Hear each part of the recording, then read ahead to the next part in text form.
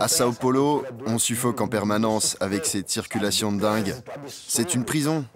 Le graphe, c'est notre façon de nous exprimer dans la ville. Il y a beaucoup de gens qui se sentent stressés par ce chaos. C'est une ville immense, qu'on a du mal à dominer.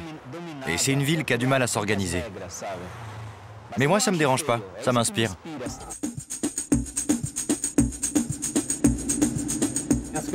Pour mes créations, je m'inspire de ce que je vois dans le bus, des scènes du quotidien.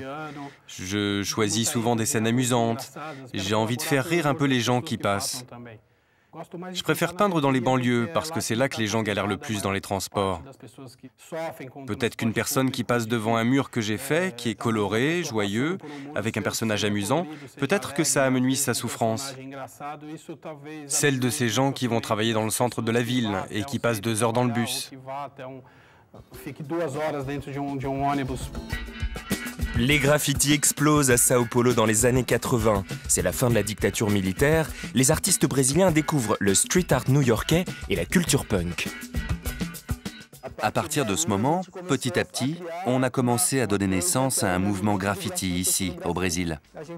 On a trouvé un moyen de raconter notre propre histoire de la culture brésilienne et l'esthétique brésilienne s'est fait une place dans le grand mouvement graffiti mondial. Ici, au Brésil, on est très influencé par les États-Unis, mais ça n'a pas empêché les autres cultures de nous influencer aussi.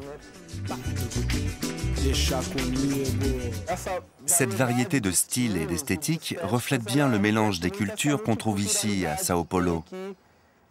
Par exemple, moi, je suis d'origine japonaise. J'ai grandi imprégné de culture japonaise, et du coup, mes personnages sont très influencés par les mangas. Mais il y a aussi toute une influence occidentale, à cause des BD américaines que je lisais quand j'étais gamin.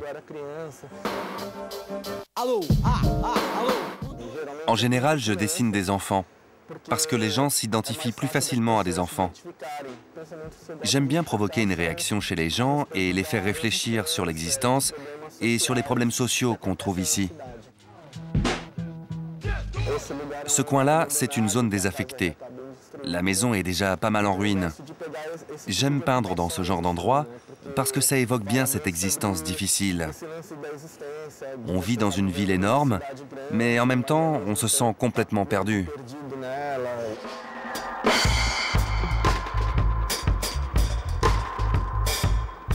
Quand je fais un graffiti dans la rue, c'est ce qui est autour de moi qui me dicte ce que je vais peindre. Par exemple, quand je suis arrivé ici, il y avait des gens qui faisaient la manche. Alors j'ai créé ce personnage qui est en train de mendier lui aussi. Je suis analphabète, je ne sais ni lire ni écrire. Aidez-moi.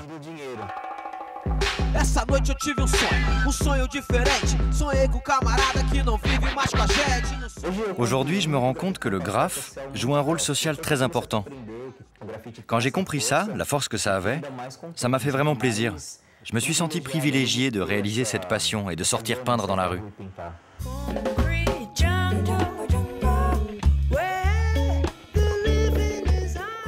Pour moi, le graphe est un art illégal. Et s'il perd de son illégalité, il perd de son intérêt. On n'aurait plus de raison de sortir peindre dans la rue. Ce qui me plaît dans le graphe, c'est qu'on ne sait pas si on va réussir à terminer, si on va pouvoir le faire. Parfois, il faut s'arranger avec le proprio du coin. C'est ça que je trouve intéressant. Une autre forme de protestation beaucoup plus radicale couvre les murs de Sao Paulo, c'est la pichação. Elle est née dans les années 60 en réaction à la dictature militaire et elle se distingue des autres graphes par sa typographie très codifiée. Les pichadores ont donc inventé un alphabet pour écrire leur colère dans les endroits les plus inaccessibles de la ville. Quand tu sais lire toutes les lettres d'une pichação, tu piges tout le message qu'elle veut faire passer. Tu comprends que c'est une forme de protestation et une manière de vivre. Tu vois, c'est ça. Pour moi, c'est une forme d'art.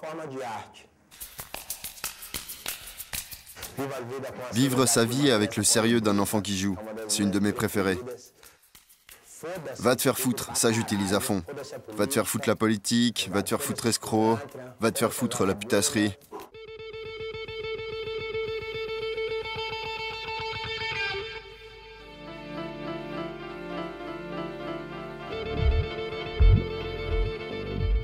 Le type qui escalade un immeuble, qui va y mettre son nom et qui marque « Dégagez-moi ce bordel », il vient des favelas. Les autres, ils escaladent pas. Ils filent un bifton au gardien pour qu'il les laisse monter 10 minutes. Pas nous. Nous, on prend la corde et on monte. L'adrénaline que ça te file, je te dis pas. On a le cœur qui bat à 200.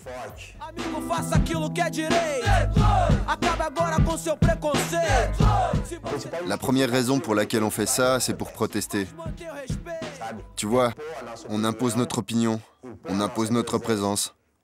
C'est un peu une forme de politique, mais c'est la politique du peuple, la politique de la rue, de la vérité. São Paulo tem pra todo mundo, mas não tem pra ninguém. Je crois que le graphe d'ici, du Brésil, est très différent de celui qu'on trouve ailleurs. C'est sûrement lié aux problèmes qu'on rencontre. Parce qu'ici, des fois les artistes n'ont même pas le matériel pour peindre dans la rue. Donc ils doivent imaginer d'autres techniques. S'ils n'ont pas de bombe, ils prennent de la peinture au latex. Et s'ils n'en ont pas, ils inventent une autre peinture. Mon personnage s'appelle Super Graphis. C'est une allusion au fait que c'est vraiment très difficile de peindre au Brésil. Je pense que c'est pour cela que le graffiti brésilien a réussi à se démarquer petit à petit.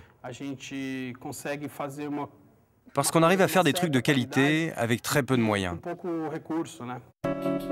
La Fondation Cartier consacre une partie de son exposition Né dans la rue au graphe brésilien. Vous pouvez y voir le film de João Weiner et Roberto Oliveira qui suit les graffeurs de Pichaçao. L'expo Né dans la rue est à Paris jusqu'au 10 janvier.